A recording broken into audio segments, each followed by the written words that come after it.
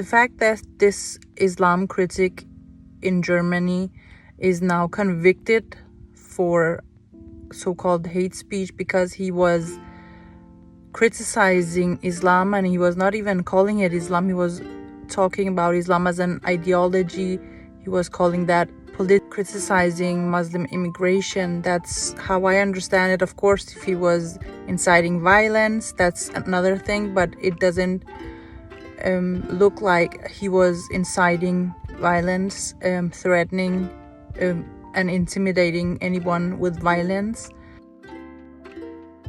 It's bananas. I myself have a suspended jail sentence because I shared a link to a terrorist video that showed the decapitation of a Danish woman in a case of terrorism in Morocco, where the Danish authorities and the Danish press would not tell the truth about what had happened to her. A lot of Danish people still do not know that that is what actually happened to her, where a Danish and a Norwegian woman, they were decapitated. They were found decapitated.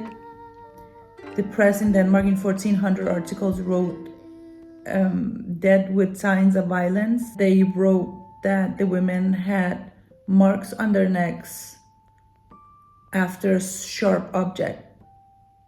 This is what they wrote in 1400 articles. The link even wasn't directly to the video. You had to click again because it was graphic content. So you had to click twice from the link I shared to see the terrorist video. And because I shared this link, I now have a jail sentence and I have to pay the costs of the case. This is in Denmark. I live in a free country, in a democratic country. My father fled Islamic terrorism only for me to be prosecuted for speaking the truth about Islamic terrorism in Denmark. You know, we've had lawfare two-tier policing in all European countries. The most well-known case is Tommy Robinson.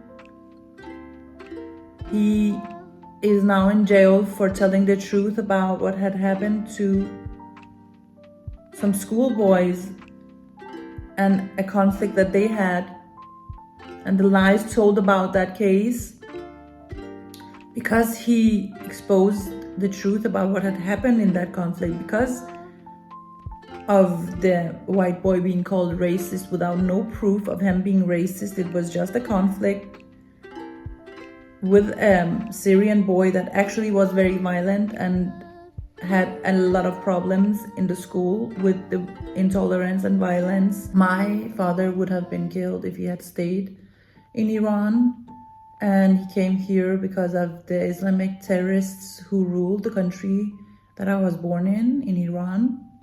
They still rule the country and they are still killing people every day.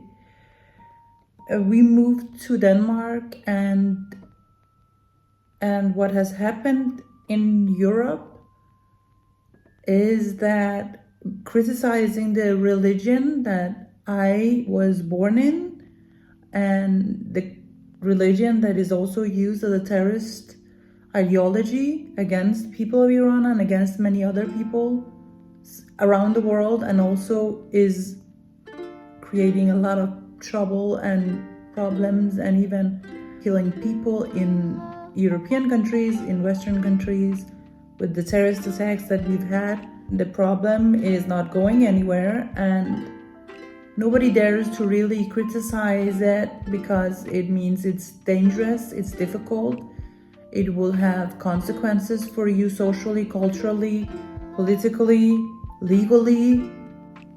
If we want our freedoms in the West, we need to talk openly and honestly about the problems we have with Islam and with Muslim immigration and all of the intolerance and violence that comes with this religion, all of the hatred and racism that comes with this religion. Instead of calling the people who criticize it racists, we should actually look at all of the terrorism sympathizers who use Islam to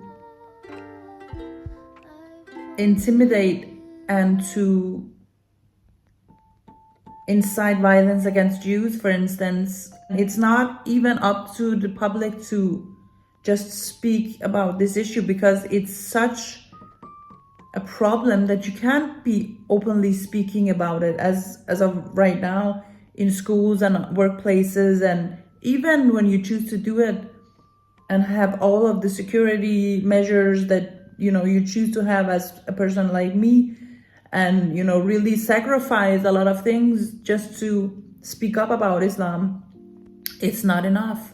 We have to have our politicians draw the line to kick out the Islamists, to kick out the terrorist sympathizers, to deport people who are violent and are guilty of violent crimes, even against their own families, even honor violence, even violence against children. All of this violence and intolerance and threats, it doesn't belong in a free society. And freedom is not a given. Freedom was fought for. Freedom was taken. And we are taking freedom for granted.